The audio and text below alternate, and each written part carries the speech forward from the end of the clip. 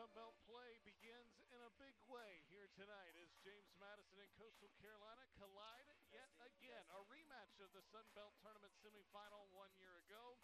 This time they collide to open the campaign down at the beach. As we welcome you inside our broadcast position, I'm Kyle Rush along with Amanda Poole. And Amanda, when it comes to James Madison, it's rinse and repeat in the regular season for the Sunbelt. They have won 20 Sunbelt regular season games in a row.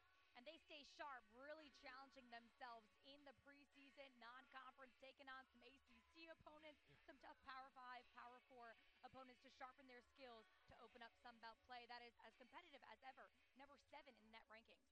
A big portion of why they've been as successful as they have is Peyton McDaniel. And Amanda, she is just a special, special talent. Yeah, the redshirt senior, reigning Sunbelt Female Athlete of the Year with high expectations in her 5th year. Preseason Player of the Year now, averaging 19.4 points per game, and they are coming from all over the court. Paint dominance and efficient from the perimeter. Head coach Sean O'Regan says the mindset over this summer was to take it to the next level. McDaniel has done just that. She certainly has. Rebounding a big part of what Peyton McDaniel does as well. And Amanda, I know we were talking that rebounding going to be a big key for Sean O'Regan and James Madison in this game. And it's something they've done so well so far this season. Top 75 when it comes to those in the country. When it comes to those offensive boards, defensive boards, they crash the glass and cause problems. But they also want to take care of the ball. They're going up against a coastal chaos. Shauna Clears, meanwhile, they know that to expand some of this really stingy JMU D, they're going to need success from the perimeter. Yeah, and Coach Pedersen has a lucky number 10. He said if we can get 10 threes today, I think that'll bode well for us because it's something they've relied on this season. But they want to limit paint production defensively against this JMU team that really asserts their dominance. Shauna Clears will look for some of that, and a big reason why they've been able to get it of late is Kinsey Grimes. She has been terrific in her freshman campaign. Yeah, we're going to call her Gamer Grimes because when the lights are on, she is ready to ball out. A double-double performance from her against UNCG in her first career start, 19 points, 10 rebounds. She has been a gamer, thriving in that spotlight, shooting 55% from beyond the arc.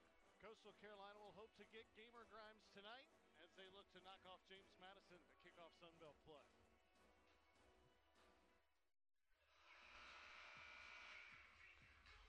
Coastal Carolina, James Madison set to go, and conference play. And Amanda, even a couple Sunbelt games already in the books, and just looking at games earlier today, you can already tell it feels different once you get to this portion of the schedule. Yeah, and for us it feels different. Imagine for the players, right? It just, you feel like you need to kick into a different gear and know that now it starts, right? The chase to a championship. Rematch from the semifinals 1 season ago, and we are underway. Grimes, the opening tap. Coastal Carolina, the opening possession as we're underway inside the HTC Center. Kyle Rush, Amanda Poole, glad to have you along as Coastal Carolina tries to crack this JMU Dukes defense first. It's Houston inside. Great sign getting Houston involved early, something Coach Pedersen wants to see more of, especially against a JMU team.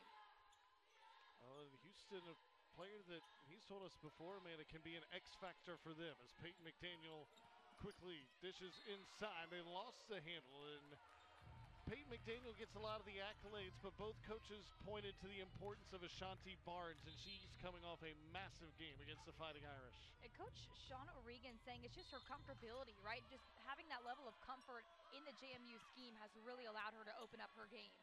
Barnes tried to dump it inside. Houston takes it away.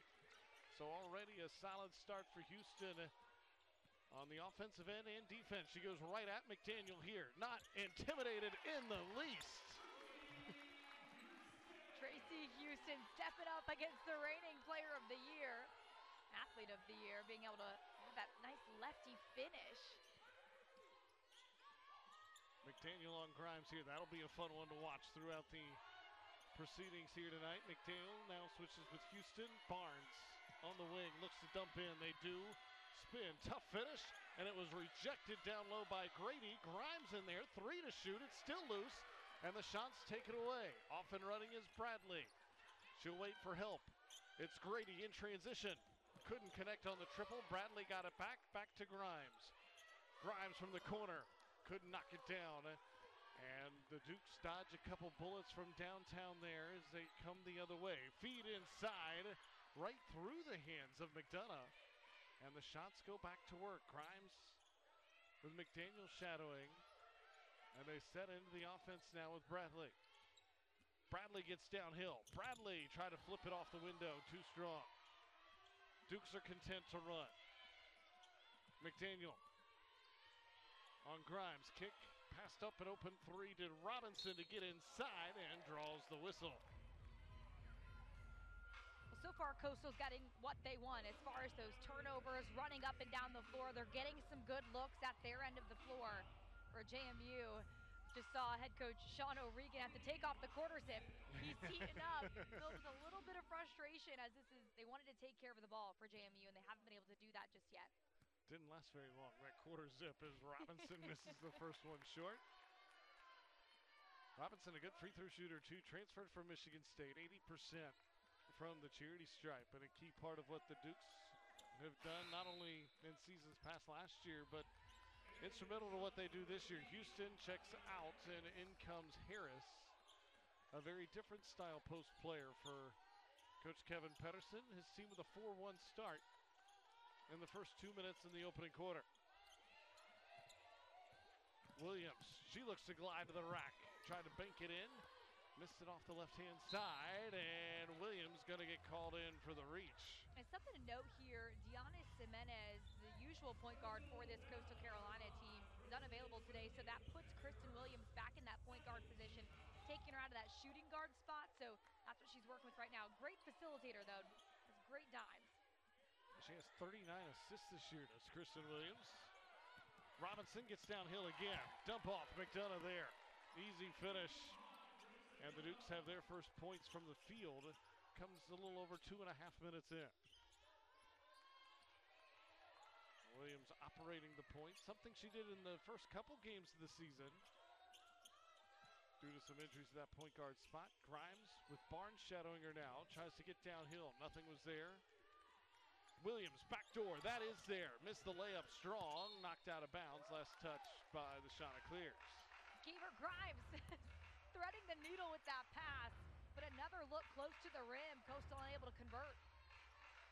Coach Kevin Pedersen thought about a review there. Kristen Williams wanted it, they don't get it. Robinson now drives, nothing there. Barnes, the trailer here. Crashes in with the left hand. Missed it short. Fight for the board. Barnes wrestles it away to Robinson for three. Got it.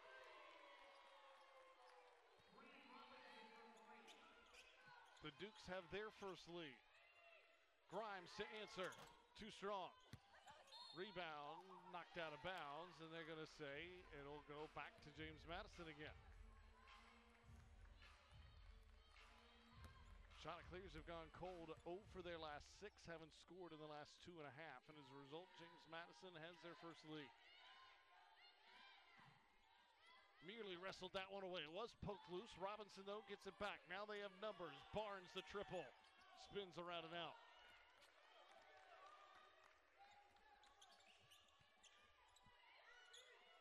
Grady, no hesitation, missed it short. Tapped around. Harris has the board. Back to Grimes. She looks to drive. Inside goes the freshman. Grimes finding a way to score in so many ways so early on, right? Misses that first three-point attempt. This time she drops the shoulder to drive. Barnes hangs, couldn't finish. McDonough the long rebound. They'll try to cash it off with three again. Robinson again. Not this time. Barnes another board. Crashes in, lost the handle. Bradley out of it. Williams thought about the three. Good defense in transition as Zakiya Stevenson forces her to think better of it. Grimes downhill again. Off the window. It counts and one. Gamer Grimes has entered the chat with 5:27 to go in the opening quarter. Coach Pedersen said what makes her so special as a person is that she doesn't get too high with the highs, low with the lows. But we can see a little crack in that as she gets excited, gets that and one to open up this game. Helping to take back the lead for the shots. I'd say that wasn't quite a placid look from the freshman. As Grimes, averaging over 11 points a game, is able to curl in the free throw. And Coastal Carolina back up by 3. Kaya Stevenson at the point. Robinson free for three and buried it. Her second triple so far tonight. Robinson only shooting 19% from the perimeter headed into this game. It's not something that they are known for with that three-point shooting exactly. They find their money in the paint, but right now they're getting some good looks. Bradley looks for some room, finds Grady into the corner. Williams will let it fly. Bang!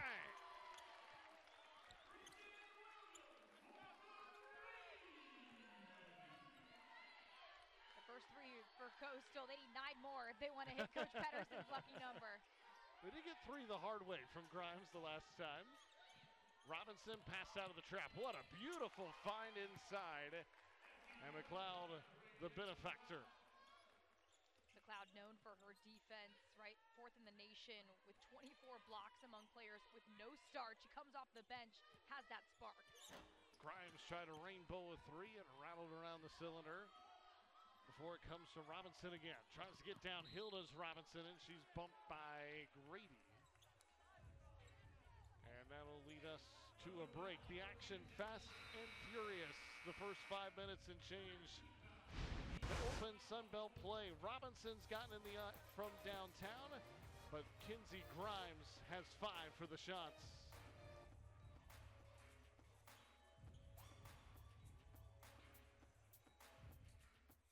Best Golf Cars is the longest-standing club car dealer on the Grand Strand since 1988. We offer the best sales financing programs and warranties in the business, and our off-site service plans will keep your car running for years to come. When you're shopping for a golf car, look no further than bestgolfcars.com. We have 3 convenient locations and offer same or next day delivery. The only place to buy a golf car in the Myrtle Beach area is bestgolfcars.com.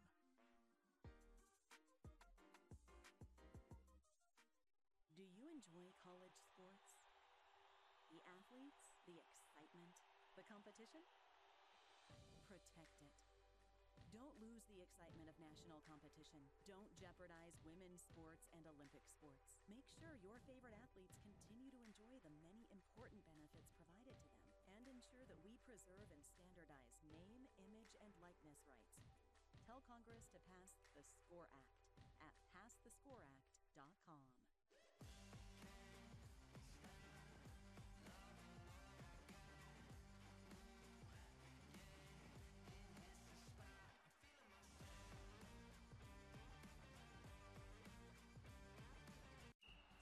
Toyota is proud to be a Chanticleer through and through. Go teal and bronze.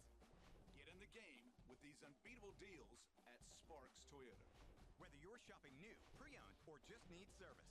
Your game-winning drive starts here Try before you buy with Track, Toyota's exclusive rent-a-car program. at Sparks Toyota, where the dealer is always in.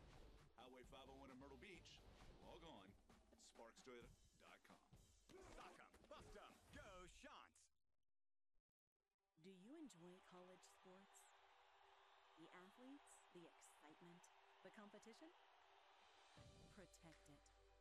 Don't lose the excitement of national competition. Don't jeopardize women's sports and Olympic sports. Make sure your favorite athletes continue to enjoy the many important benefits provided to them, and ensure that we preserve and standardize name, image, and likeness rights. Tell Congress to pass the SCORE Act at passthescoreact.com.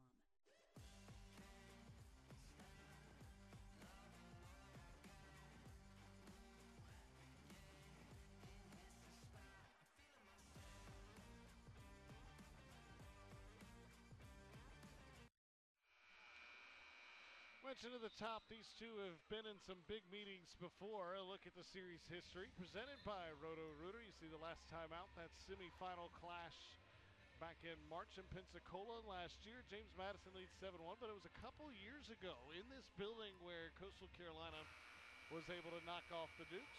9th meeting all time, going all the way back to 2001. But Sean O'Regan has had a lot of success, not just in this matchup, but across the Sun Belt. That is an offensive foul. The bench called for it, and they got it. Kristen Williams takes the charge. Robinson's power dribble just a little bit too much. Credit to Williams for getting there, squaring up, and then just taking that one to the chest. Against Bree Robinson. Chanticleers go back to work up one. Swings around the perimeter. Grady. She'll glide. Finger roll, missed it short. Snared away, and now on the move are the Dukes. Soltis on Grimes, didn't like it. Stevenson, she did. Rejected.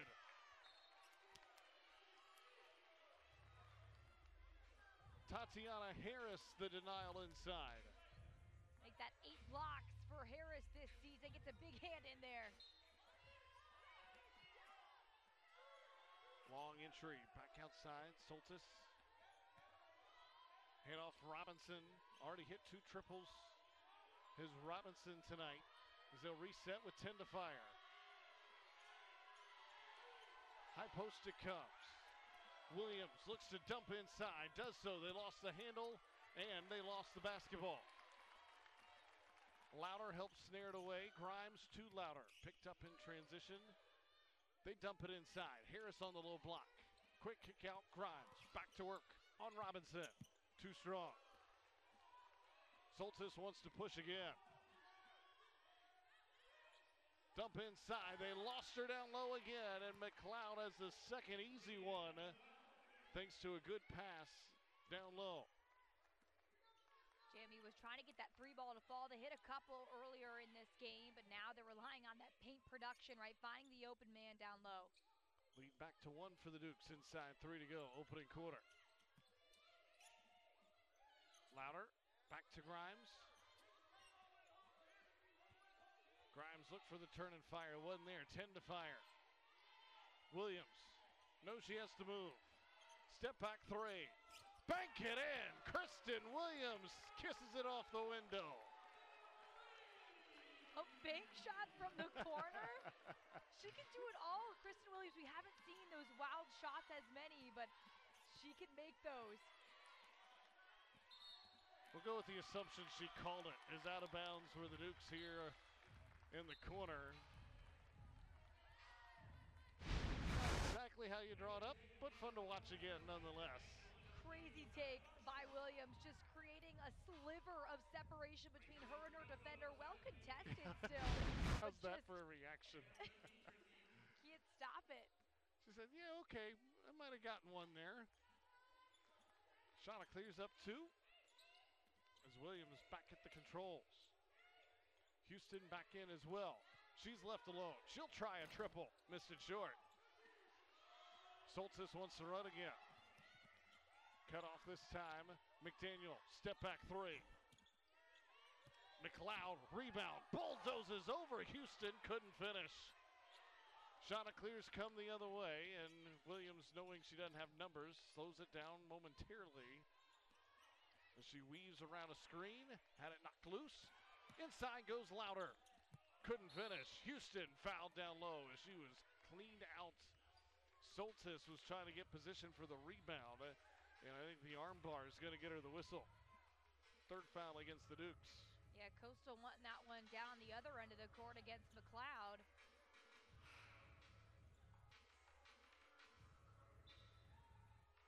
It has certainly been physical down there.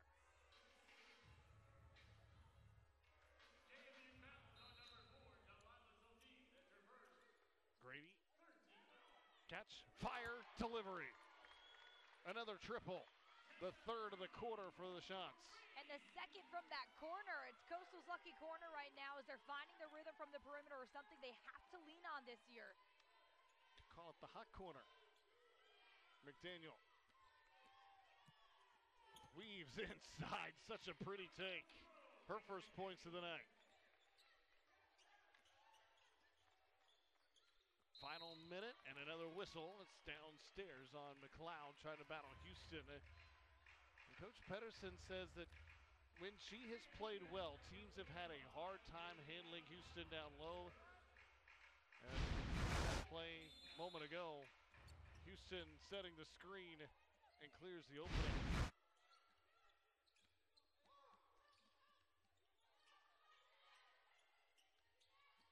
Louder.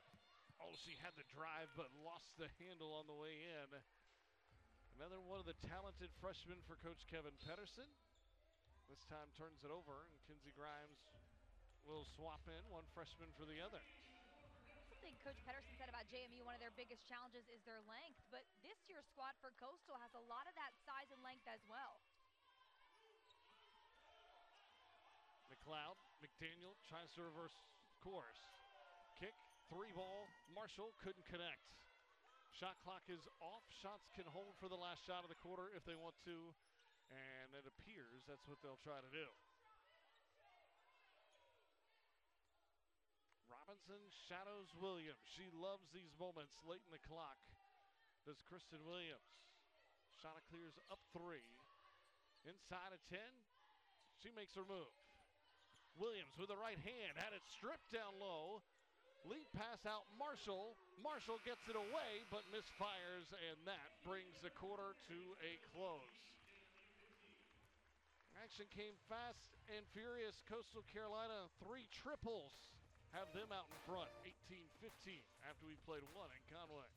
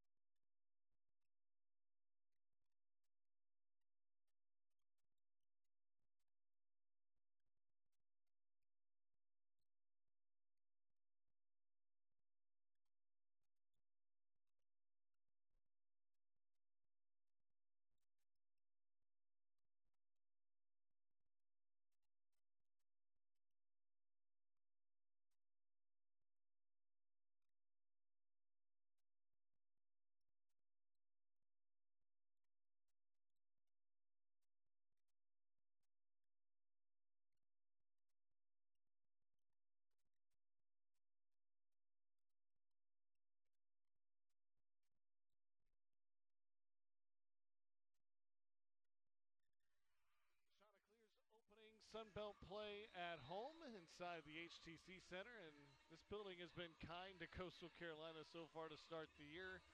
See the 5-1 record, Amanda, but how about the offense inside this building? Coastal averaging 88 points a game at home this season. It's that energy, right? That contagious energy. A lot of the players have talked about that post-game, especially Kinsey Grimes. She said she really feeds off the energy of the HTC Center, and that when the crowd's going, easier for the players to get going, seeing those shots go in. Well, Coastal Carolina, the lead after 1. That was the key for Coach Pedersen. Said we've been off to a lot of sluggish starts. Not so here tonight against the Dukes. Barnes gets north-south and finishes with the right hand. She is so good when she gets going to the rim. Exactly what the Dukes wanted out of the quarter break. Houston back to Bradley. Can't find any room though. Grady inside, tough pull-up, contested, and might have gotten a piece of it. Did elevate. McDaniel crashes inside. Slip, McLeod, open, deuce. It's a great sequence of events, and that's something McDaniel has added to her game, the ability to assist and move that ball around efficiently. And just like that, James Madison, the first 4 of the quarter, in a 1-point lead. Williams glides inside, picked up her dribble, and now will operate the offense. Houston up top with 12 to fire. Back to Grimes. Grimes on Barnes. Bradley in traffic. Airmailed everything. Strong rebound by Stevenson as James Madison will push the other way. McDaniel. Barnes right there. Stevenson will let it fly. Too strong. Grady the rebound. Grady looking for hers for 3. Cans it. You're going to have to contest Tessa Grady at that line. She has been deadly. The Wisconsin transfer, 36% from that perimeter. Adding 4 threes now for Coastal. Barnes, an answer from downtown. She's got 5 points already in the quarter. After being held scoreless in the opening quarter, McDaniel got her hands on it, couldn't completely pry it away. Outside, Williams, she'll let it fly from out there. Buried it! Kristen Williams from long range. You take a look at that sequence. She was so in rhythm with her step, with that pass. Just a great sequence of events to set herself up. Her 3rd triple in this opening half. Stevenson shakes loose baseline. Barnes to answer with another one. Not this time. Grimes tracks it down. Coastal Carolina and Williams come the other way.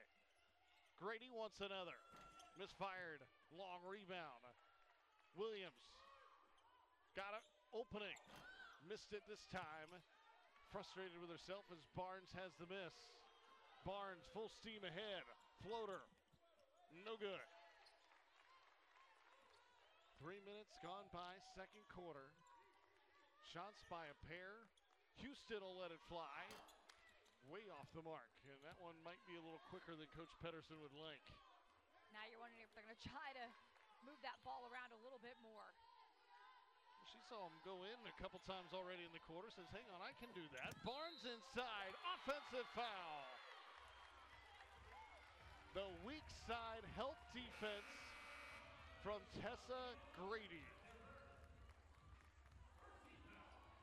We mentioned the long-range shooting in the quarter, and Amanda, it's already white hot from the perimeter. Pedersen wanted 10 threes today. He's got 5 of them, and they've come from all over the court. We saw a couple shots from the corner, but now we're seeing players just step up at the top of that wing. And in Kristen Williams' case, beyond. There's the corner again, and got it again. It's the nylon song for Tessa Grady. Soltis, deflected out of bounds by Williams, will stay with the Dukes.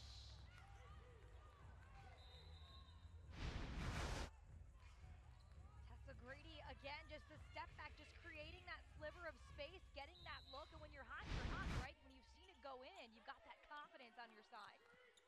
Grady and Williams each have 3 from beyond the arc, responsible for all 6 Chanticleer triples. Rebound tapped out of bounds, and it'll stay with the Dukes.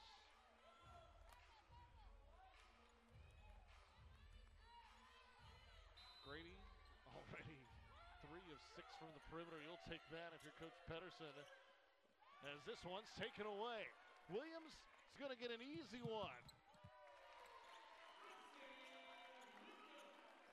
Three-pointers have been nice for Coastal, but their defense is fueling that. They forced 9 turnovers for this JMU team. Some of that Coastal chaos coming to fruition in the opening half of play.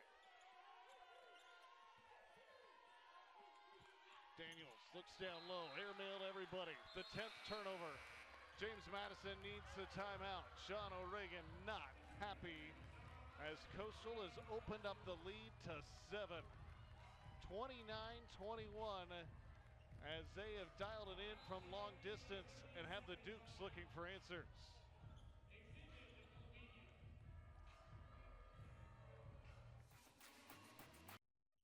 Club car dealer on the Grand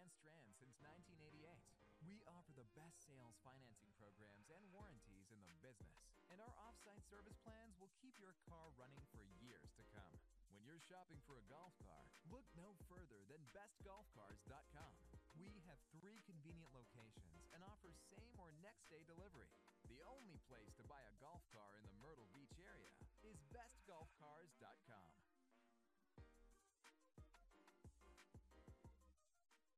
Do you enjoy college sports? The athletes, the excitement, the competition? Protect it. Don't lose the excitement of national competition. Don't jeopardize women's sports and Olympic sports. Make sure your favorite athletes continue to enjoy the many important benefits provided to them, and ensure that we preserve and standardize name, image, and likeness rights. Tell Congress to pass the SCORE Act at passthescoreact.com.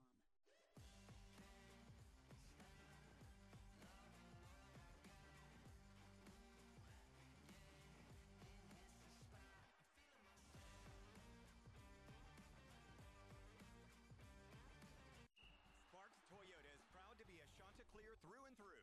Go teal and bronze. Get in the game with these unbeatable deals at Sparks Toyota. Whether you're shopping new, pre-owned, or just need service. Your game-winning drive starts here Try before you buy with Track, Toyota's exclusive rent-a-car program. at Sparks Toyota, where the dealer is always in. Highway 501 in Myrtle Beach. Log on, sparkstoyota.com. Sock 'em, bust 'em, go Shants! Do you enjoy college sports? The athletes, the excitement, the competition? Protect it. Don't lose the excitement of national competition. Don't jeopardize women's sports and Olympic sports. Make sure your favorite athletes continue to enjoy the many important benefits provided to them, and ensure that we preserve and standardize name, image, and likeness rights. Tell Congress to pass the SCORE Act at passthescoreact.com.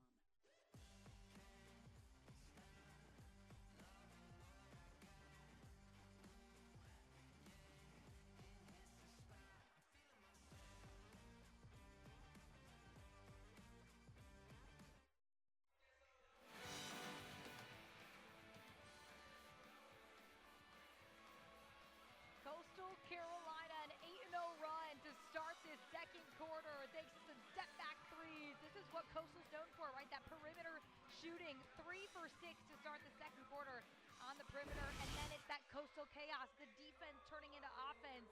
A nice steal and score for the Shots. See the shots already 15 tries from long range, have connected on 6 of them. That is 40% from downtown for the Shots so far. Houston has it on the perimeter. Looking to feed Grady again. A lot of traffic around her this time. Houston trying to free him up down there and has another foul on Barnes. That's her second. Second on Barnes, and Houston's going to go to the free throw line. Coach Pedersen sort of prefaced this as well. He said, when we start connecting from the outside, players like Houston have to continue to give us an inside presence, and that's a big second foul on Ashanti Barnes.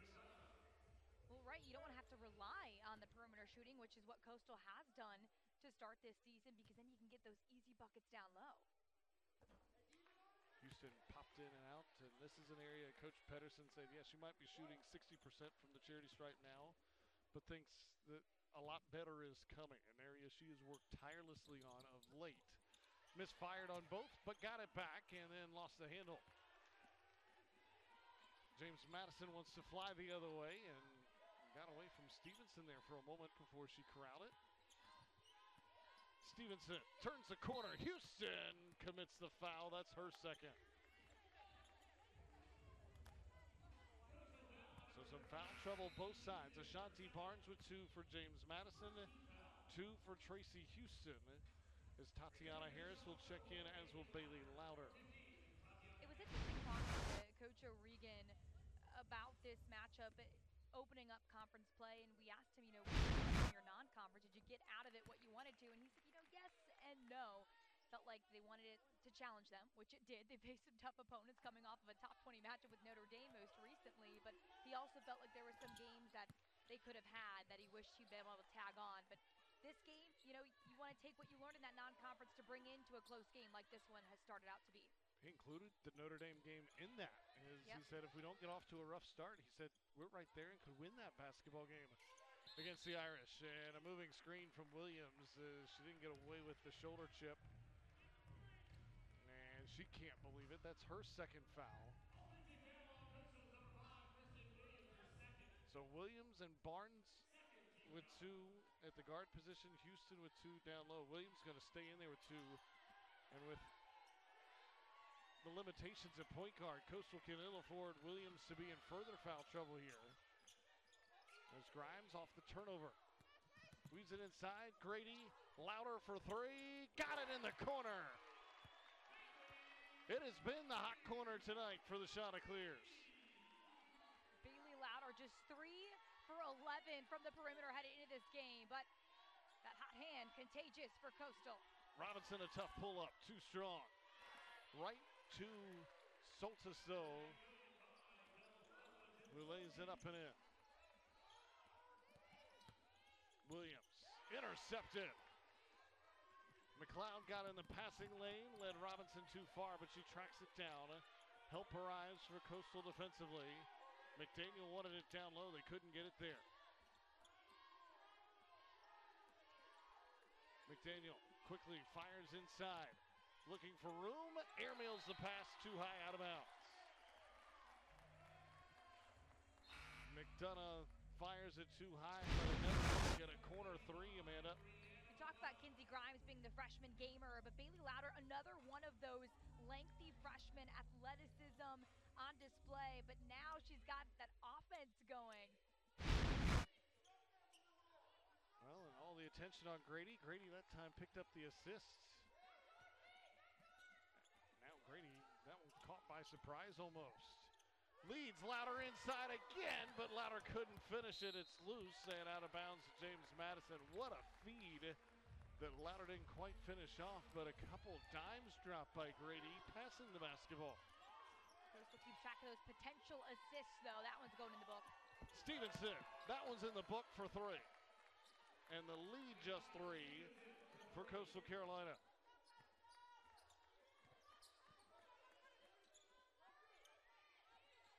Grimes looks to turn the corner, bullies her way in, finds Harris, she finds 2.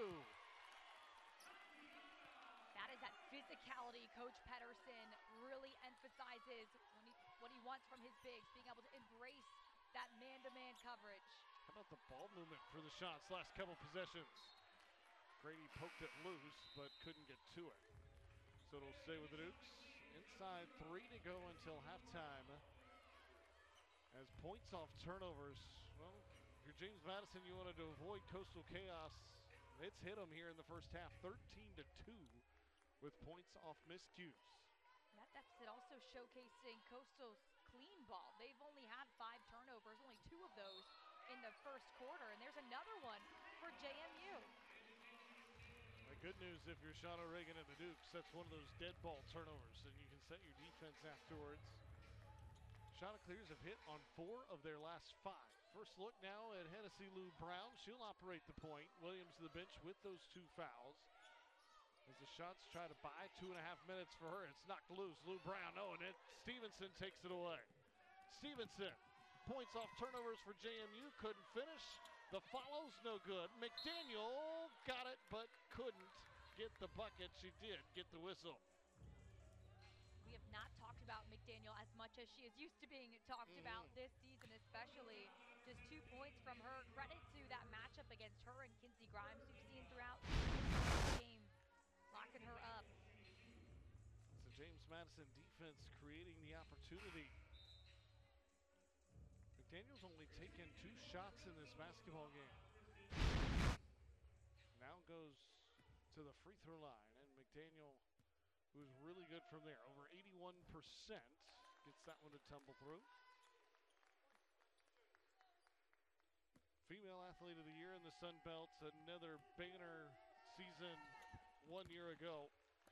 She just keeps piling them on for the Dukes. Williams back in.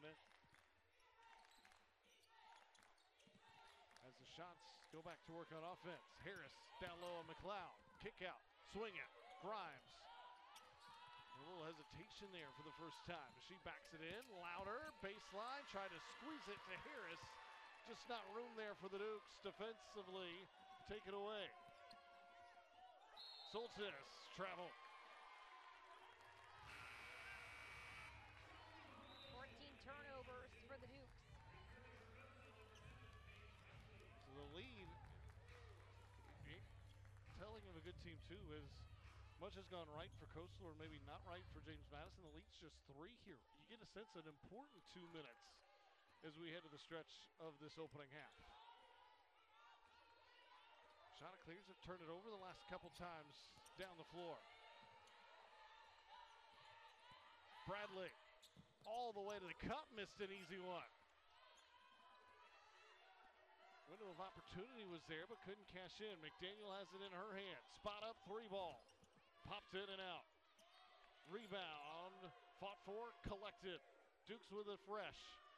Stevenson, too strong. Harris secures the miss this time. Williams trying to dance around a screen, and now Grimes looks to turn the corner. Hop steps inside, rejected by McLeod. The redshirt junior eraser from the Dukes. Brianna McLeod, this is what she's known for. 4th in the country with 25 blocks. Now, among players with no starts, comes off the bench, gives them that defensive presence. Grimes went right back in there. Couldn't connect. McLeod then snares the rebound. Final minute. Opening half. McDaniel, step back. Not this time. McLeod again. Harris thought she got a block. Instead, she got a foul. McLeod, her presence starting to be felt now as the shots have gone the last 2 minutes without a bucket. James Madison within 3, a chance to get closer than that with McLeod at the line, although she has struggled from here this year at just 38%.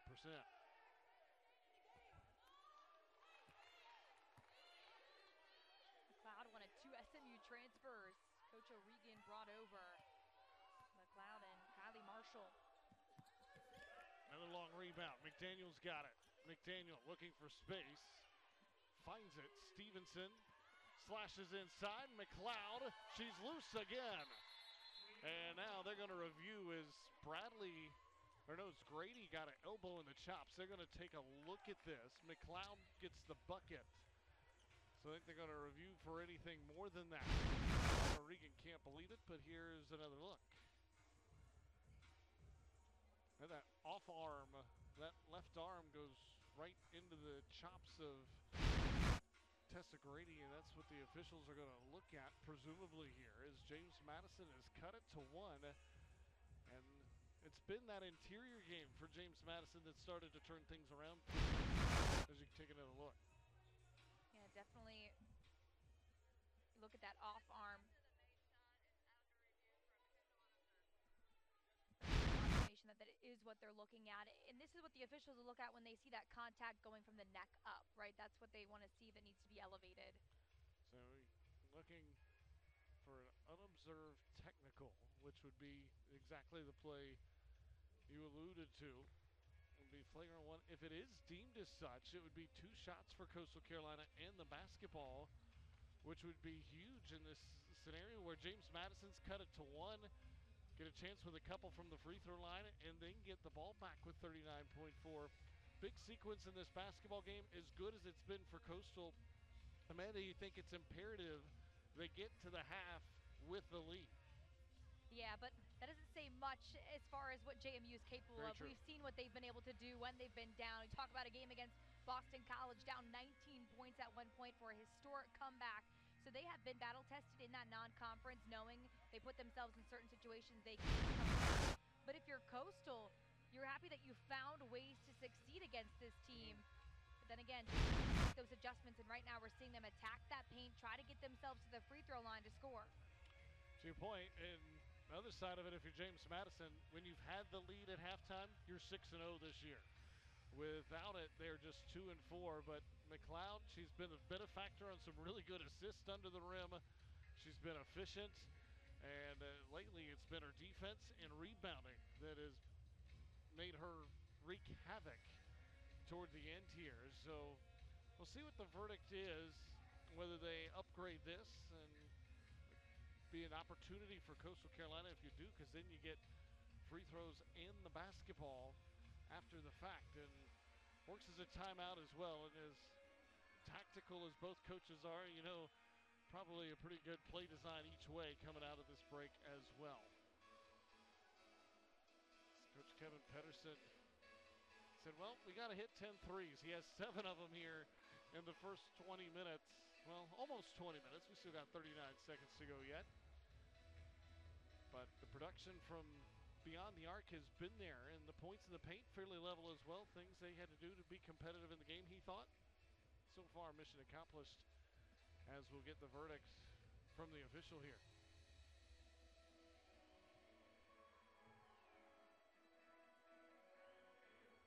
And just based on body language, doesn't look like Sean O'Regan's very happy with it.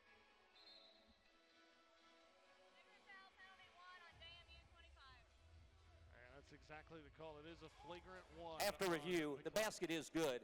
Afterwards, a flagrant 1 foul is committed by 25 Purple. So it's a flagrant 1 on McLeod. 2 shots in the basketball for the shot it clears, and this now a big moment for Coastal to try to create some separation. As the free throws swish through by Grady, who has had a big opening half for the shot it clears. Has 11 in the opening half, along with Kristen Williams.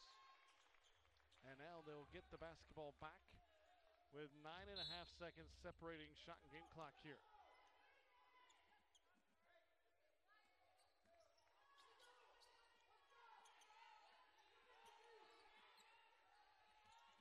Harris looks inside, feed it in there. Bradley had it poked away. She tried to get it back. It is a held ball. Arrow keeps it with the shots. Nothing from the floor for Coastal Carolina the last 2:40 of this first half so far. Can someone break the ice and get them to the locker room? You wonder if they go to a corner. They've had some good success from the corners today. Well, they did look at that same 3 they got earlier. Williams, turnaround J. McDaniel pulls it away. Shot clock is off. We'll see how the Dukes handle it. McDaniel could tie it with a triple. It's in her hands, inside 10 to go. McDaniel weaves inside, floats it up, couldn't finish. Final seconds tick away. Harris has it. Half is over.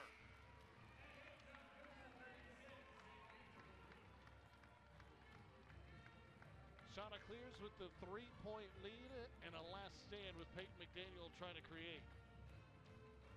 Now, Coastal Carolina doing what it wanted when it came to that 3-point shooting. You've got 6 threes from Grady and Williams combined. You like that contagious energy headed into the half. It has certainly been an energetic opening half. Coach Pedersen some lobbying as well. Both teams had a hot start from the perimeter, but Kinsey Grimes was rejected inside, but the 3 ball has told the story. That's the lead for Coastal at the break.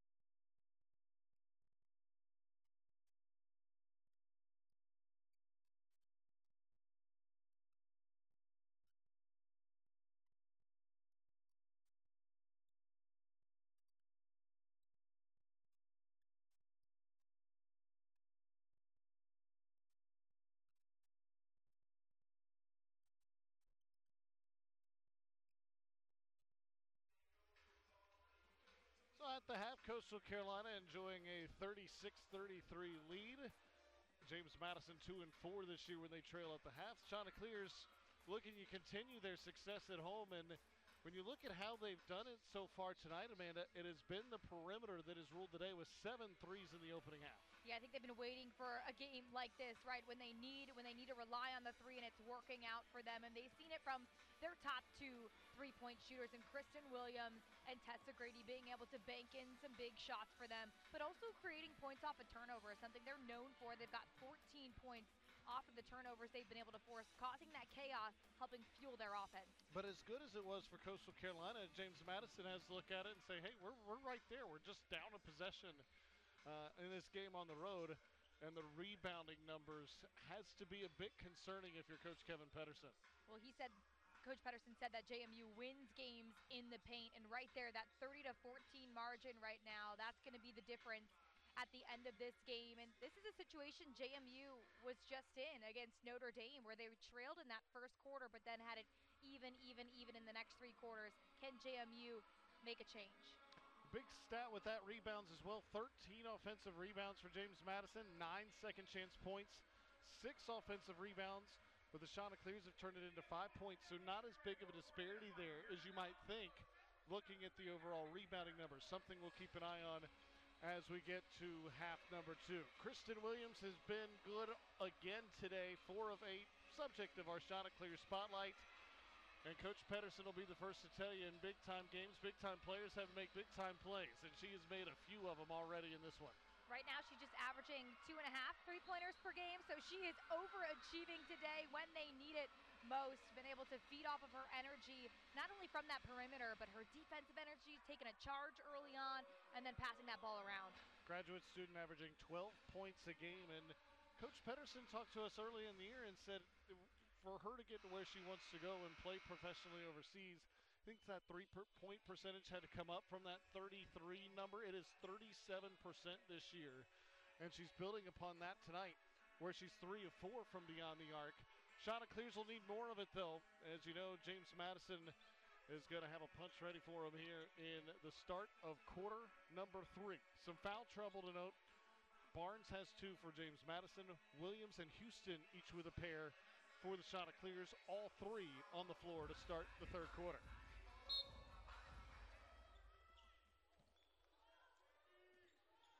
Robinson got him off to a hot start. 2 threes in that opening quarter. Quiet since. McDaniel feeds inside. Barnes back at it. No.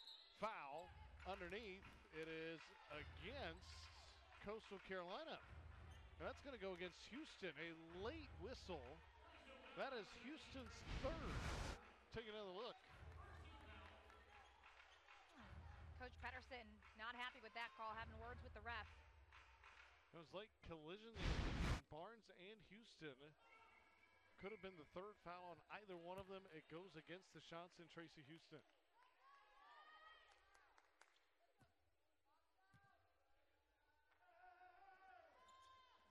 Barnes makes good on both free throws. Tatiana Harris comes right back into the ball game.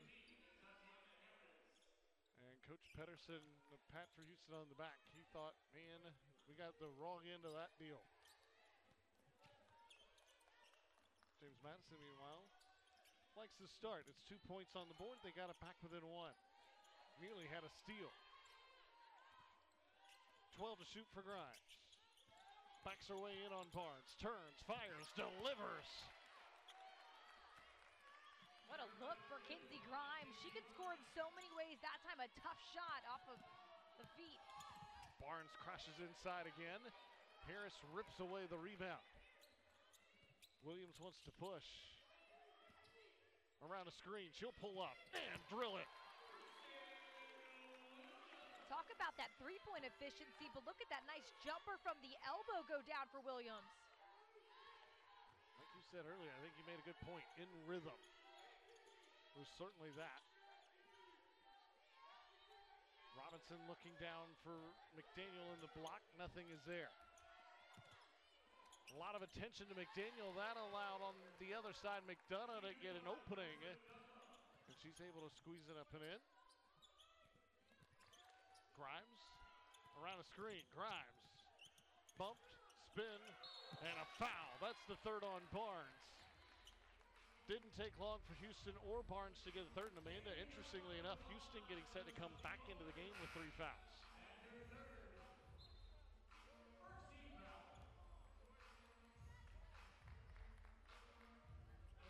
Amanda, how much of it, too, is it a struggle for Barnes? You're trying not to foul Kenzie Grimes, and as long and athletic as she is and aggressive as she is trying to get to the rim.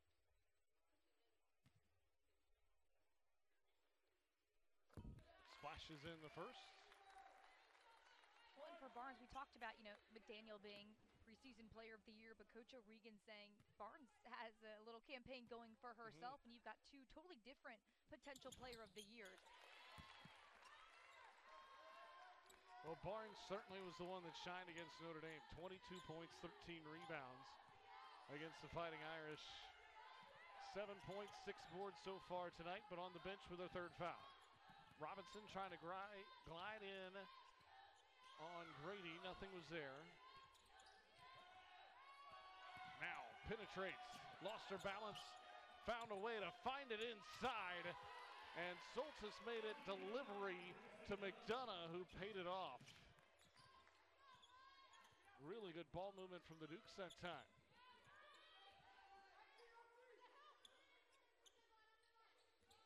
Grimes gets downhill again. Grimes off the window, no. Harris got it back. Harris is fouled. Grimes continues to drive those lanes, even if there's not necessarily a full lane, but she's just drawing that contact, but just enough to get that ball up there to allow the post in Harris to go to work, grab that board, power dribble, tries to put it back up to get herself to the free throw line. Harris just 54% at the stripe this year.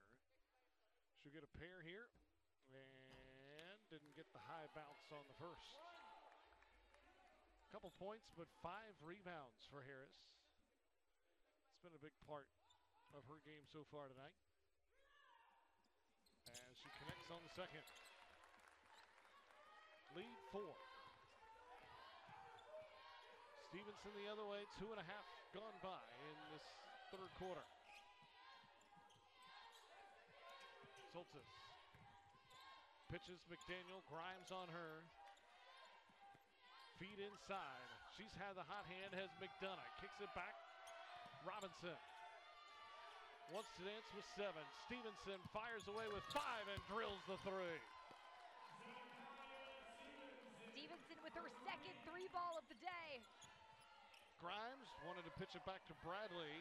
Loose on the floor. And it'll be a hell ball. Coastal Carolina basketball. Coach Pedersen pleading that he was trying to call timeout. He didn't get the call, and in fact, it looked like Bradley was trying to call time as well. See the 3 flying. James Madison's turn with Stevenson connecting from long range. This is the JMU team that was shooting about 50% from the perimeter coming into this game. Now they're up 38%, finding their rhythm. Played some pretty good defensive teams so far. Lob inside, just too tall for Bradley. Most perhaps recently, the Tilton South Bend against Tildago and the Fighting Irish. James Madison can recapture the lead with a bucket this time by. Robinson with numbers. Baseline, runs out of room, and a bump foul called on Tessa Grady, and the Shots can't believe it. That's the 2nd on Grady. As you take another look. Grady coming in to kind of trap down on that corner.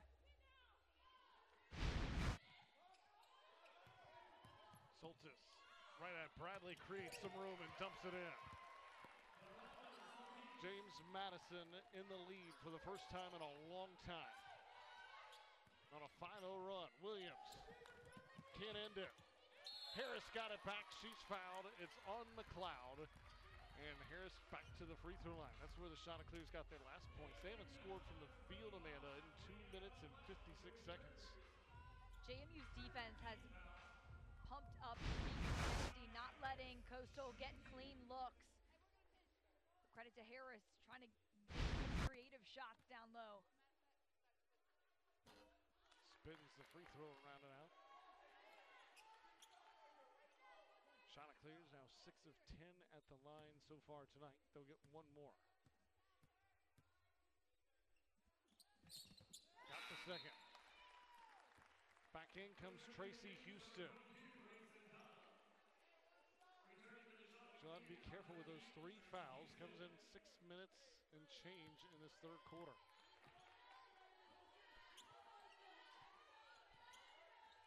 Some good minutes, though, if you're Coach Pedersen from Tatiana Harris. Stevenson has the mismatch. Blow by, lost the handle, a whistle. Who do they tag?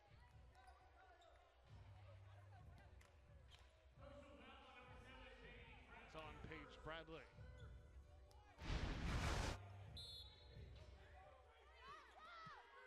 So enter it underneath. Soltis down low, missed it short. Battle for the board. Houston trying to be careful for that third foul. And McDonough puts it up and in. JMU with a 31-17 edge in that rebounding. They have been dominant on the boards. Dukes by a pair. Bradley holds on, and this time Coastal Carolina does get the timeout. 46-44. James Madison has brought the defense so far in this third quarter, and they now lead it by a pair as we continue on. Middle of the third quarter, right after this.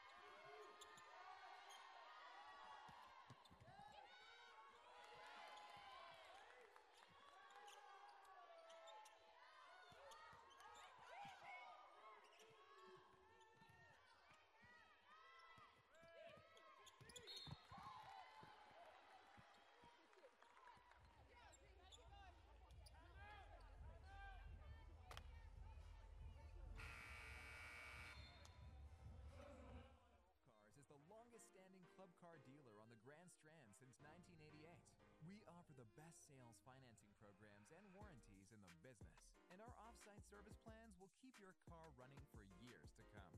When you're shopping for a golf car, look no further than bestgolfcars.com. We have 3 convenient locations and offer same or next day delivery. The only place to buy a golf car in the Myrtle Beach area is bestgolfcars.com.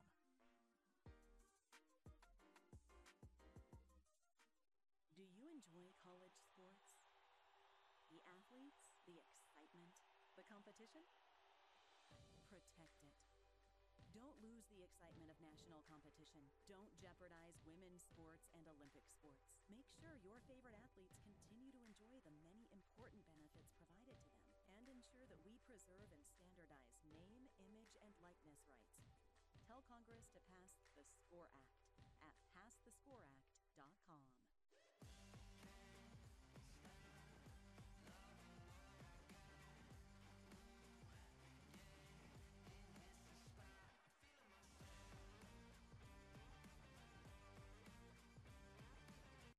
Sparks Toyota is proud to be a Chanticleer through and through. Go teal and bronze.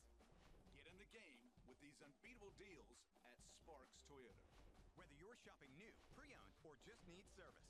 Your game-winning drive starts here Try before you buy with Track, Toyota's exclusive rent-a-car program. at Sparks Toyota, where the dealer is always in. Highway 501 in Myrtle Beach.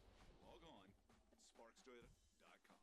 Sock 'em, bust 'em, go Shants! Do you enjoy college sports? The athletes, the excitement, the competition? Protect it. Don't lose the excitement of national competition. Don't jeopardize women's sports and Olympic sports. Make sure your favorite athletes continue to enjoy the many important benefits provided to them, and ensure that we preserve and standardize name, image, and likeness rights. Tell Congress to pass the SCORE Act at passthescoreact.com.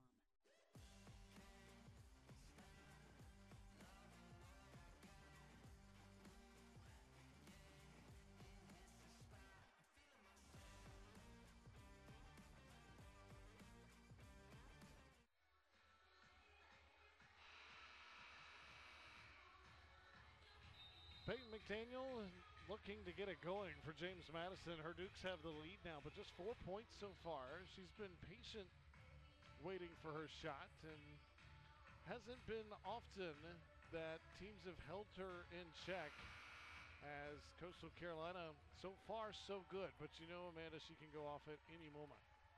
Yeah, especially as JMU continues to establish themselves, driving in that paint, getting themselves to the free throw line. They'll look for her for that size and physicality, but McDaniel, season low is 10 points, so she's never scored in double digits or single digits this season.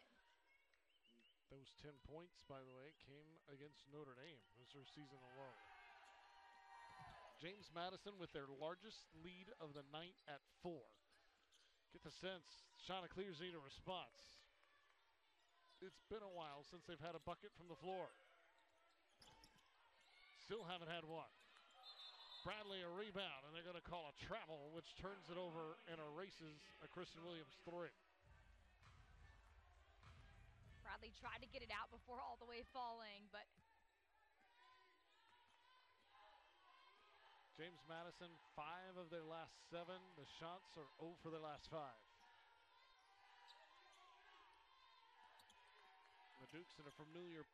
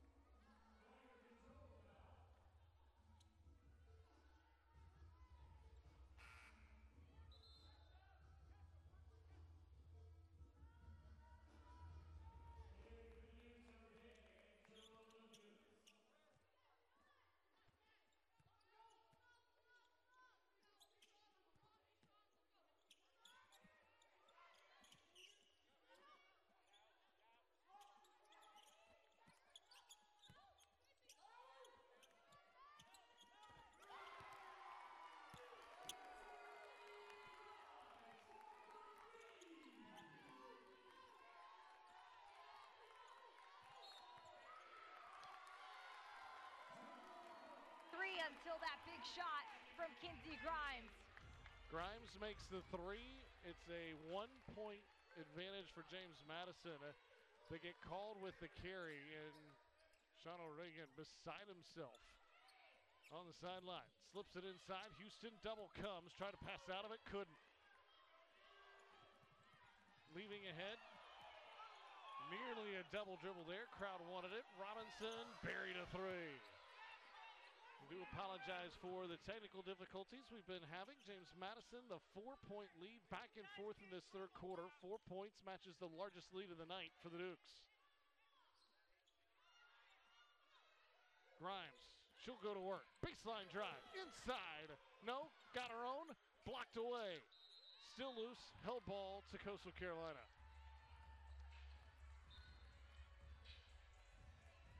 Robinson knocking down her third three of the night. That's something that Coach Sean O'Regan said. Bree can actually, she has that in her toolbox. She just hasn't been able to let that go. 19% from the perimeter coming into today, but she is lighting it up, able to kind of feed off of Coastal's three-point shooting. Coastal hadn't had one in a while. Just one so far here in the quarter. It's Louder inside, and she draws the whistle. She'll go to the line to shoot a pair. See, they tagged for the foul down low. I believe it'll go on McDonough. It does. And here's another look. Coastal staying aggressive, trying to get themselves to the free throw line. They haven't had a lot of success from that shooting this season, shooting 63%. Louder hasn't been there often, but hasn't been much. Hadn't had a lot of success either. Just 46%. For the freshman. Does make the second. It's within a possession again.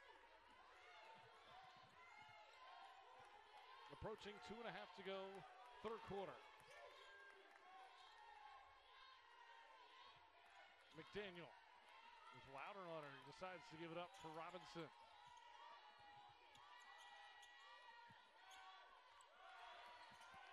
Drive inside, looking for the kick, and she was on the baseline. Foul from Stevenson, back over to Coastal it goes. Another James Madison turnover, the 18th of the night.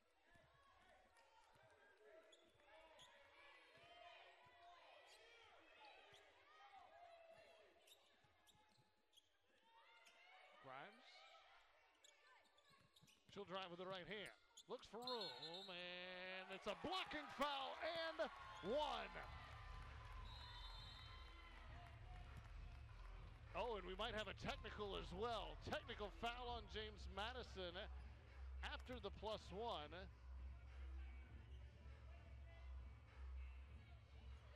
Or did they? It looked like there was certainly a warning issued. Here's the bucket from Grimes. This is Gamer Grimes. This is the freshman we've been talking to you about this game in the open. We talked about it. She just lights up under the spotlight. Just her second career start today.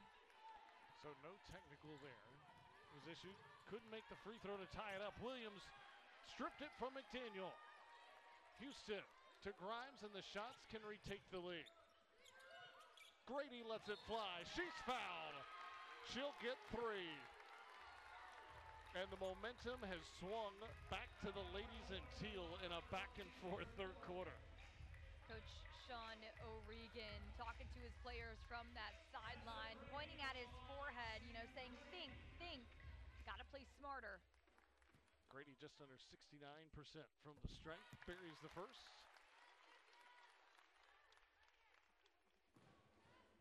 And she gets set for her second of 3. Splashes that one in as well. Coach Pedersen liking it as well. As the shot clears, get all 3 from Grady at the stripe. 4 turnovers for the Dukes in the last 3 minutes.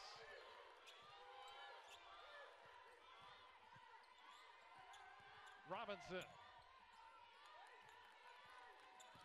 collides inside. No room there. Grimes finds Williams the other way, trying to expand on a 2-point lead. Houston wants it down low. It's an offensive foul. That is her fourth.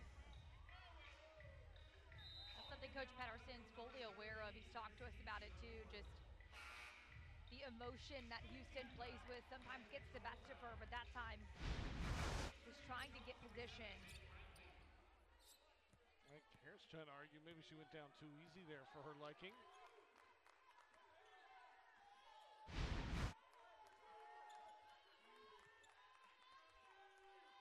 Dukes trying to take advantage.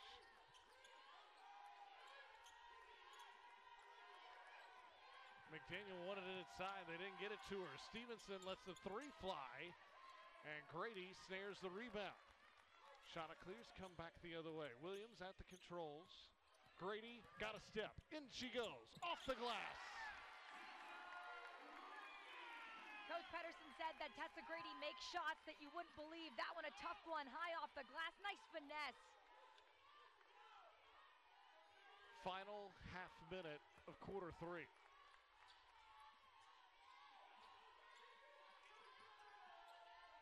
Robinson lets it go. Out of bounds to the shots. Shot clock dark with 20 seconds to go. And Amanda, the last 3 minutes, you can just feel in this building the momentum has totally flipped. Coastal just creating opportunities for itself, actually winning the rebounding battle here in the second half, 10-4. Talk about those second chance opportunities and also those defensive rebounds that get you down the floor faster. Williams trying to finish the quarter in style for Coastal. Makes her move. Looks backdoor, and it was a hair in front of Grady. Now the Dukes with 4 still to work.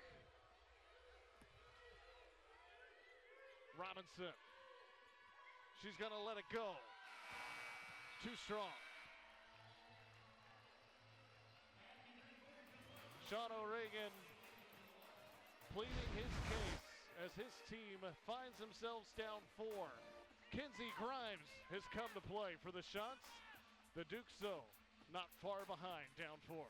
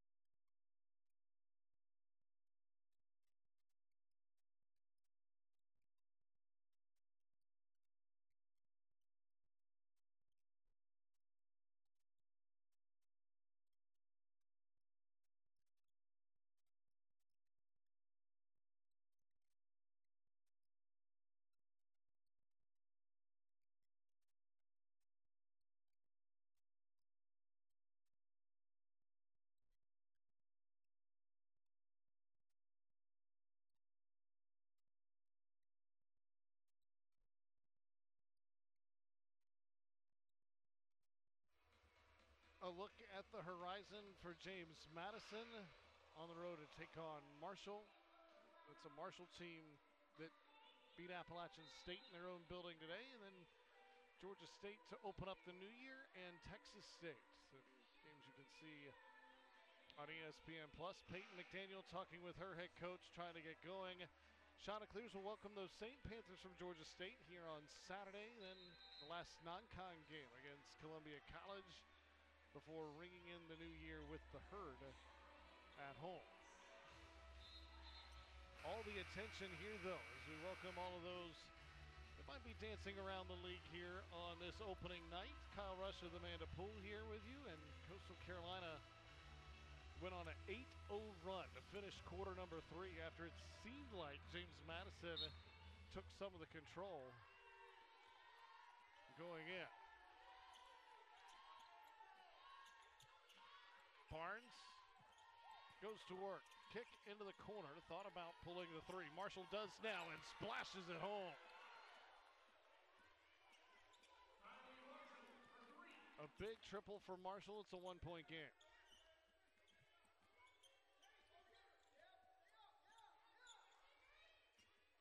Williams looks to dance. She'll get all the way to the cup. 15 points for Kristen Williams, having to step up in that point guard role now, facilitating and producing. Robinson got caught underneath. Finds the outlet. McDaniel, good place to go. She's fouled and will shoot 2. You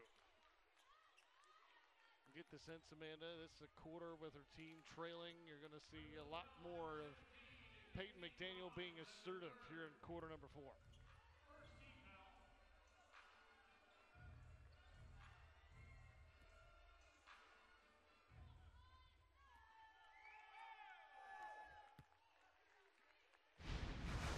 There's a drive from Williams moments ago. Not just a shooter, Amanda. That's going up against Robinson, who according to Coach O'Regan is one of the best defenders in the country. The way she's played much of the year, numbers would bear that out as well with opposing efficiency. Back to a 1-point game as McDaniel splashes in both free throws. Grady on McDaniel, weaves inside, didn't get the whistle. Barnes leading the other way. Marshall wants to let it go again, not this time. Rebound inside, a big time finish. McLeod now in double figures, and the Dukes regain the lead.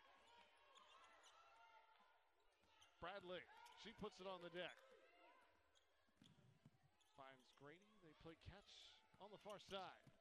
Inside, denied. McLeod rips it away, and James Madison on the march again. Robinson finds a wide open Barnes down low. Timeout, Chanticleers. Dukes have gone on a run. Back-to-back blocks from McLeod, shutting down this Coastal offense that you saw start to get going here in the second half, but JMU using that defense, turning it into offense on the other end of the floor. A 6-0 spurt from the Dukes. Have them up front by 3 here in the 4th.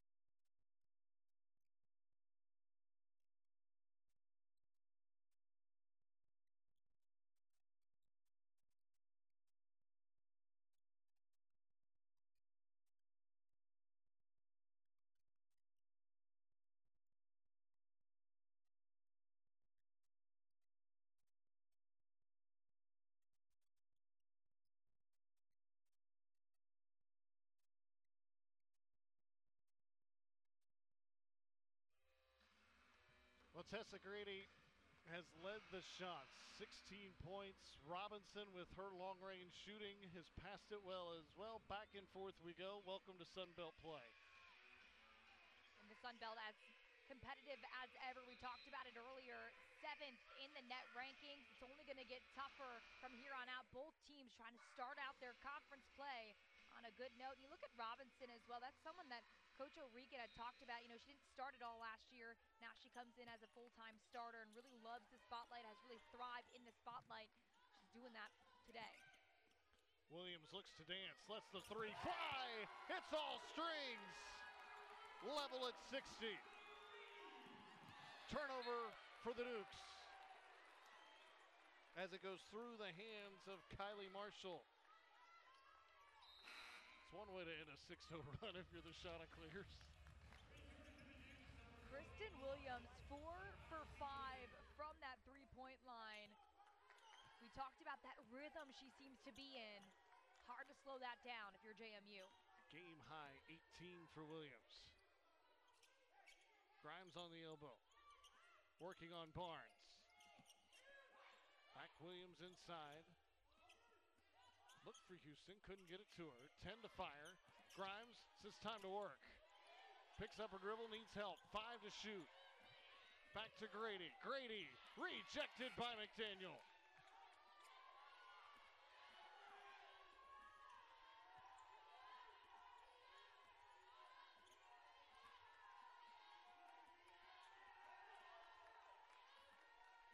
Dukes to try to recapture the lead. Stevenson looks to operate down low. That's good and a foul.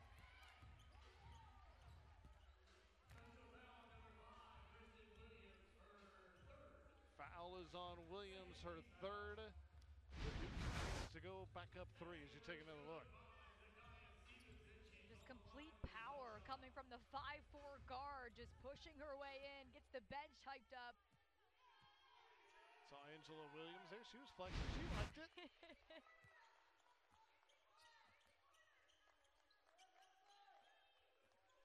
So the lead back to 3 just like that for James Madison. That 3, by the way, for Kristen Williams a moment ago, that was just the second triple in the half for the shots. Here's Houston. Grimes on Barnes. Goes inside. Couldn't connect. Barnes a tough rebound inside. Here come the Dukes now. Stevenson behind the back to Daniel. McDaniel got caught in the air, found Barnes. Barnes rejected by Louder. Transition triple, she's on the end line. Back over to the Dukes. Back and forth we go. James Madison by 3, 6:35 to play. Well, Coastal has that coastal chaos that we talked about, so they push the ball with those steals and deflections. And for JMU, Coach O'Regan saying their defensive identity is just to be absolutely fierce, let their defense get them going. Barnes looking inside, nothing was there. McLeod back in the hands of Stevenson, 10 to fire. Down to 5. Stevenson's got to work. Does so. Floater. No. Grimes the miss.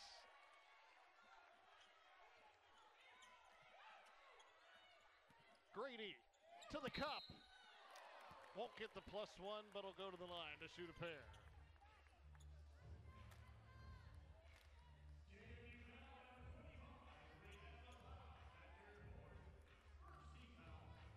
The junior from Dublin, Ohio. 16 points, hadn't been efficient really from the field, just 4 of 13 from the floor. But 3 of those 4 field goals are from downtown. That's just her first miss from the stripe, where she's 5 of 6. And gets that one to tumble in.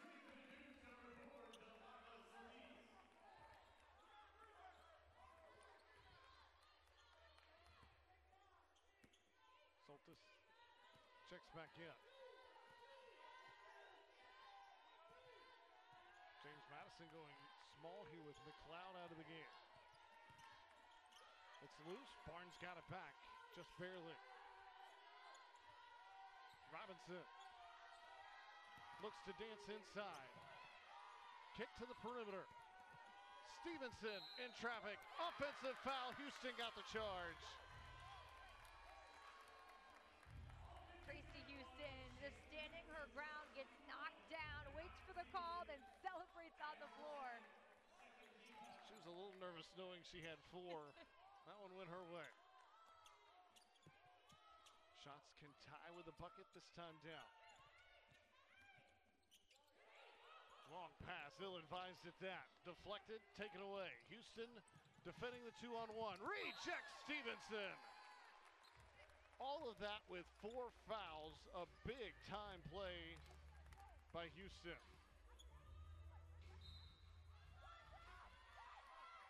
Dukes look to inbound. They lob it to Barnes. Couldn't finish. Well-designed play, but the shot doesn't fall. Grimes looking for an outlet. Finds Houston. Who finds Williams. They can settle it down. Back to Grimes on the wing. She'll drive. Left side. Euros. Got to the cup and finished. And it's the freshman Gamer Grimes that snaps that 3-minute scoring drought for Coastal. Deadlocked again. Barnes will go to the line. Bradley the foul on the weak side. Ashanti Barnes, 63.5% from the stripe.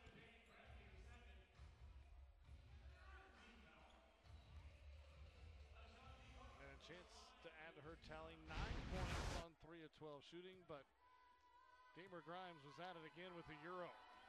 Just splits the defenders, gets it to the rim.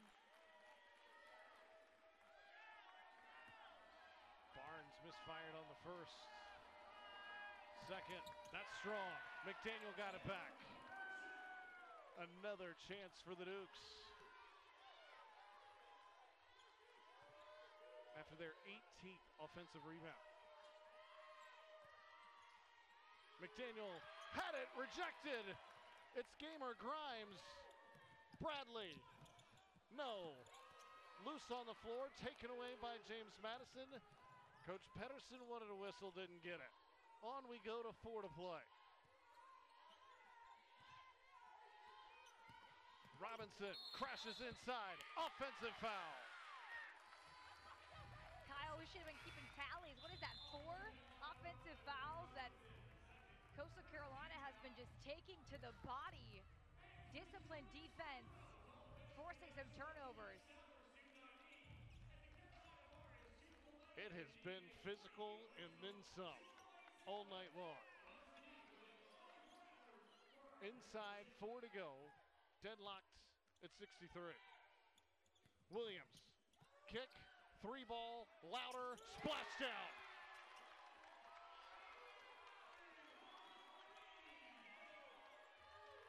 The shots with so many weapons around the perimeter. Louder now 2 for 2 from 3. Louder just 27% on the year from beyond the arc. Affects it defensively here. If she didn't get a block, altered it. Shot clears with the lead. It's Louder again. And this time had it blocked the other end, but it'll stay with the shots. A chance to go up 2 possessions, approaching 3 minutes to go.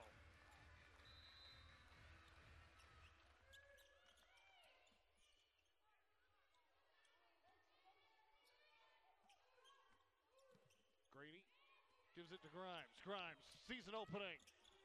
Couldn't finish off the window. Shots have had chances at the rim that have gone by the wayside. Stevenson, lob, McLeod, couldn't finish. Tough rebound for Louder inside. Shots on the move. Grady had it poked loose, out of bounds. Coastal ball. You talk about those easy buckets that you feel like Coastal has missed. 9 for 22 for layups for the shots. And a review coming as they're going to look to see if indeed it was off the shots. Sean O'Regan didn't think so. New to women's basketball this year. you can go take a look at it. And James Madison, well, he talked about wanting to be challenged to Coach O'Regan in the non-conference. The conference opener, he's got quite the challenge as well. Take a look at this last play. Was it maybe off the foot of Grimes? I think I don't know if there's anything definitive there. But either way,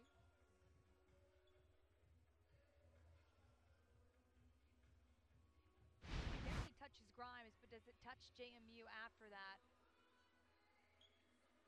You have to have enough video evidence to overturn that call.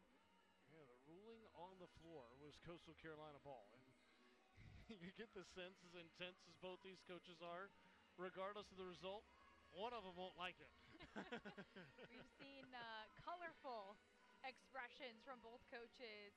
When you have that level of physicality, right, in the back and forth, we talked about it. 2 different lead changes and ties in this game. It has been back and forth. Defensive pressure from both sides. That look, you can see it does look like it hits the foot of Grimes. Touch there, it's the right foot. Right there. But does it touch Robinson? Doesn't look on like the it. Follow. Didn't look, yeah, I think I'm with you, Could be Amanda. JMU ball. Review, the ball was last touched by White. It will be purple ball on the baseline. Purple is not charged with a timeout. That's big as well, especially when you can advance it in the last minute. You keep the timeout if you're Sean O'Regan, and you get possession here. Dukes haven't scored in 4.5 minutes. A lot of talk about that JMU defense. Coastal's defense has been up to the task of late. Talked about those turnovers. JMU with 22 turnovers, and this is a Dukes team that only averages about 15.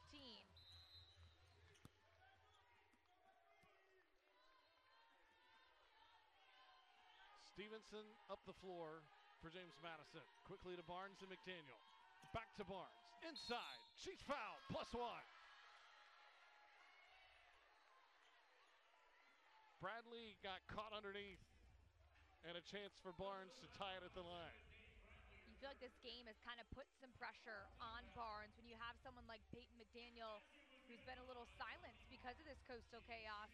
Barnes trying to make something happen. Louder will check in for Bradley.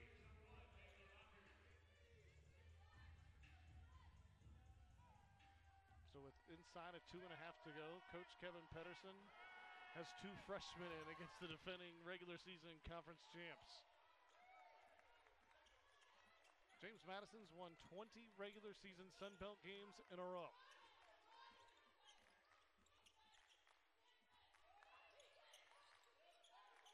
Grimes looked to separate, couldn't do it. Grady on Barnes, and a foul call comes. We'll see who they tagged here. It'll be the 14th foul, so it's on the floor. No fouls to give the rest of the way. It's on Stevenson, her 3rd. So both teams will be shooting the rest of the way. The last 2:08. Grimes in on Barnes, missed it short.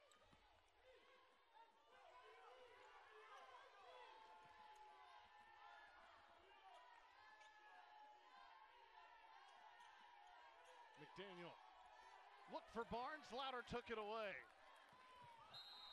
And then double dribble. The excellent defensive work. And then got a little too antsy and put that second hand on the ball. And a nice juxtaposition, right? After Louder makes that mistake, it's the vet, and Kristen Williams comes up to her and says, you're good, you gotta move on.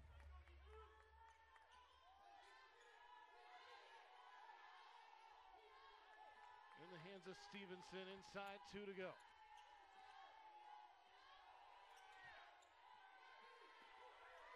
Barnes on Houston. Crashes inside. Can't finish.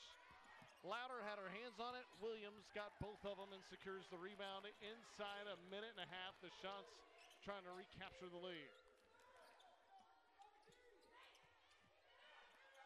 Grady. Step back. Missed it short. Long rebound to Stevenson. Tough shot there from Tessa Grady. And James Madison. Long pass. Robinson. Barnes zips around the horn. Timeout, James Madison. 1:01 to go. Deadlocked at 66. Well, defense has been the name of the game. Both teams struggling with some scoring droughts, just trying to get themselves to the free throw line, get some good looks. Barnes had a nice look in the paint, and then you see Grady with a nice look from the three. Coach Pedersen for Coastal wanted 10 threes. The Shots have 10 threes. But with the game deadlocked, they need 11. Might have to overachieve a little bit, but you have the weapons to do so.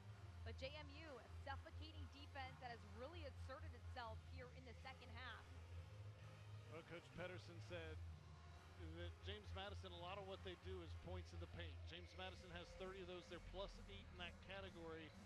Coach Pedersen said we can lose that battle, but it has to be competitive. It has been in the low block. And Amanda, if you're James Madison and Sean O'Regan here, it's been a lot of Ashanti Barnes in these types of situations. Would you look forward to go there again? Yeah, I mean, she's been the one able to get to the rim, and if she's not converting at the rim, she gets herself to the free throw line, and that stops the clock for JMU, gives you an opportunity to put some points on the board. I'd say keep feeding it to her because she's been the one that's embracing that physicality. And oh, by the way, you still have Peyton McDaniel. Which right now, 6 points for McDaniel, a season low. We talked about it before. 10 points is her current season low. That happened just a few days ago at Notre Dame, or against Notre Dame. McDaniel's 1 of 6 from the field, 0 of 3 from beyond the arc, but does have 7 rebounds. Yeah, and also 4 for 4 from the free throw line, so maybe they even try to get to her so she can try to draw some contact and get herself a couple free buckets. Stevenson will inbound. Williams will guard it.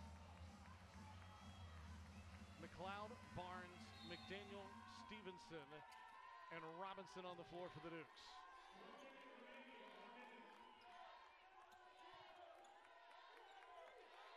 Barnes puts it on the deck. Full steam ahead. Timeout, Shauna clears, advances the basketball. Ashanti Barnes goes to the rim and this time is able to convert. She just has so much athleticism and skill and ball control as well to be able to fight through that defense. For Coach O'Regan, hyping her up after that big bucket.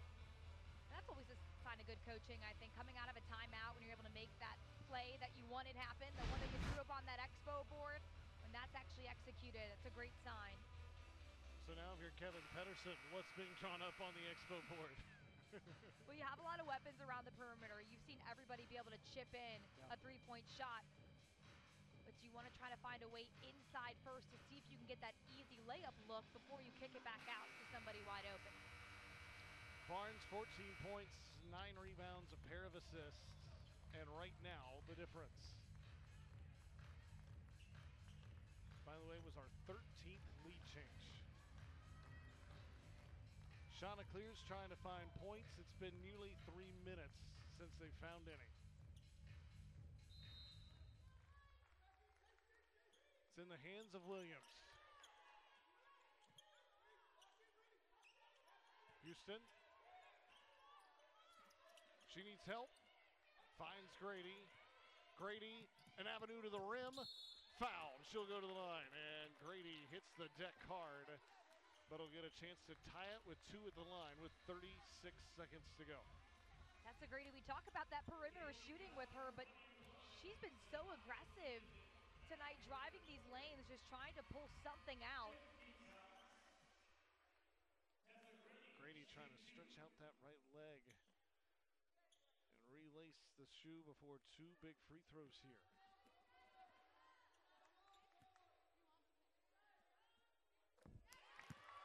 First one, perfect. Maybe that was the play drawn up because Coach Pedersen knows Grady's been good from the free throw line tonight. She pours in both. James Madison will advance it. They have one timeout remaining. Chanticleers, meanwhile, worth noting, if you have trouble getting it in, they have none, but they do have the arrow. There's a little game reset for you. Both teams in the bonus. And if last possession any indication, Amanda, you got to think Ashanti Barnes is going to get her hand in another one. Yeah, and that's the thing about having so many weapons on your team, especially some big weapons as well with McDaniel and Barnes, is that you're going to draw attention to one of them, leaving somebody else a little open, whether that be McDaniel or Barnes. But right now, it seems like Barnes has that hot hand. No timeouts for Coastal Carolina, so they can't advance it off a make or a miss. You know, that's part of the reminder in that huddle, and to see fans on both sides, yeah, we feel you, a little anxious coming down the stretch in the Sun Belt opener. And I know for JMU, they just want to win the game, right? But you also, as media and as me wanting to tell the storylines, this is a JMU team that's won 20 consecutive regular season Sun Belt games. And it all started back in 2024 when they beat Coastal Carolina. So talk about a full circle moment tonight. In the hands of Stevenson on Williams.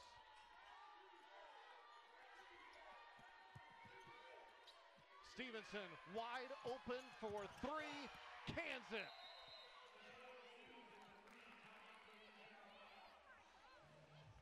Chanticleers will advance. Big time shot from Zakiya Stevenson. Just under 28% from three on the year, but that one was money. This is a JMU team that has been able to battle against the Coastal Carolina perimeter shooting with shooting of their own. JMU shooting 36% from the perimeter coming into today. We talked about it, 28% from beyond the arc, but they've been able to really match the shot's intensity from outside. Well, Amanda, I mentioned earlier that the shots might need 11. You trail by 3 here, but still 23 seconds to go. You have time to get it 2 if it becomes available quickly. So the review coming, and we'll get a word on what the review is. So they're looking at the replay for action on the rebound there, where there was a collision inside. Bodies hit the deck. And let's take a look. You see the action there? Well, you saw a Coastal body on the floor.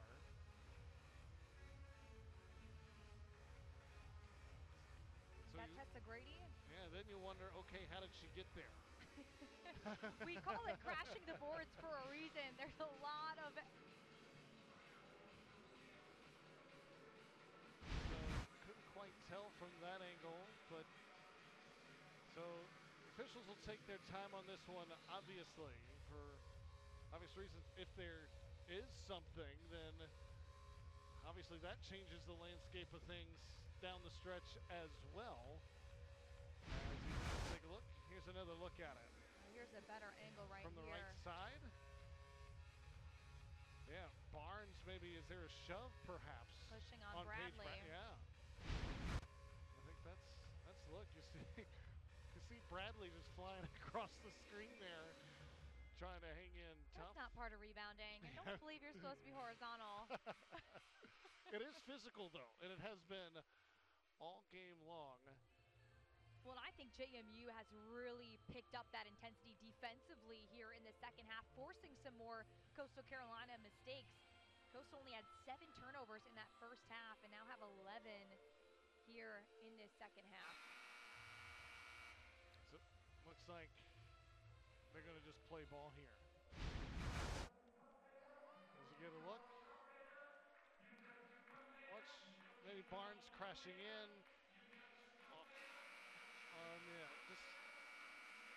I think just collision, as you said, crashing for a rebound, and it was a collision.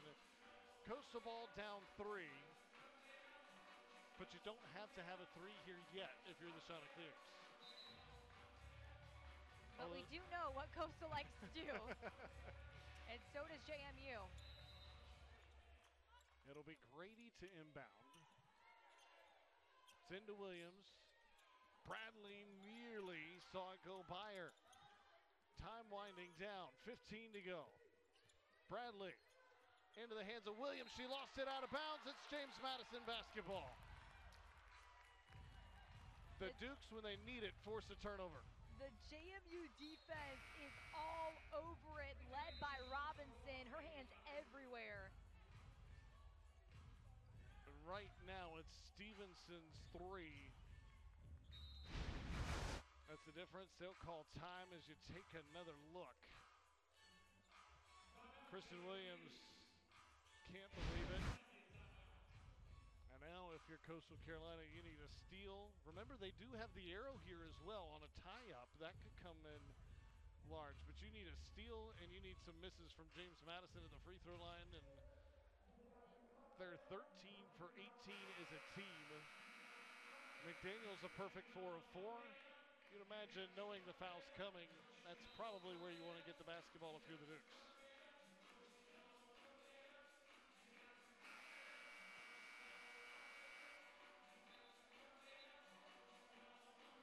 The shots need some chaos in the last 10.8 seconds. The 12th turnover of the game, the most costly.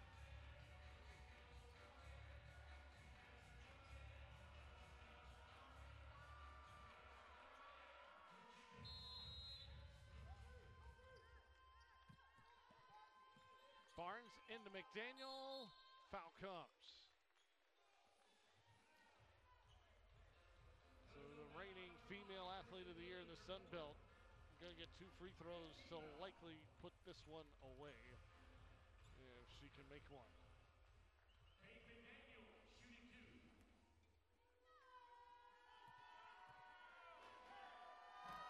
Missed it short, not done yet. Still, although with no timeouts, you got to go quickly regardless here. Second, that's no good. Time winding down. Chanticleers are going to get a look here. Williams lost the handle, out of bounds. Time expires. They're going to check to see if there's anything left. They swarmed Kristen Williams. She couldn't get a shot off. Now, the Chanticleers hoping for a last desperation heave. So, well, right now they put .3 on the clock here, and that's enough to catch and shoot. You need at least that if you're Coastal Carolina to have a realistic shot at trying a triple. We're in this JMU defense that has been suffocating, led by Bree Robinson all over the last play and this one. Right there, so you might get .6 here. And if you get 6/10, Amanda, that is time to catch and shoot. And you have somebody whose specialty is catch and shoot. You have a couple somebodies. And 2 and 5, so there you go. You see the ball on the ground, .6 on the clock. And the crowd has been festive all night long, hoping for another triple. Said they might need 11. There's no might. They need that 11-3. Can Grady, Williams give it to him, or maybe is it big game Grimes? Does she get a look here? Yeah, because you also want that length, right? Kristen Williams struggled against the size of this defense right now, that suffocating presence. Can Kinsey Grimes get a better look at a shot? And you know, Kristen Williams will certainly attract some attention.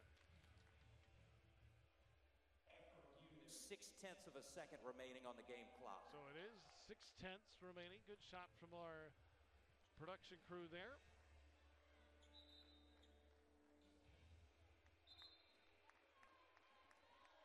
Students that have hung around on the winter break to bring you Sunbelt Conference basketball. It has been a good one. One more chance for the shots. Grady lost the handle. James Madison survives. It's 21 straight in the regular season for the Dukes, and I don't know that any have come harder than this one. And Coach O'Regan continues his dominance in Sunbelt or in conference openers for the season, undefeated in conference openers in his career.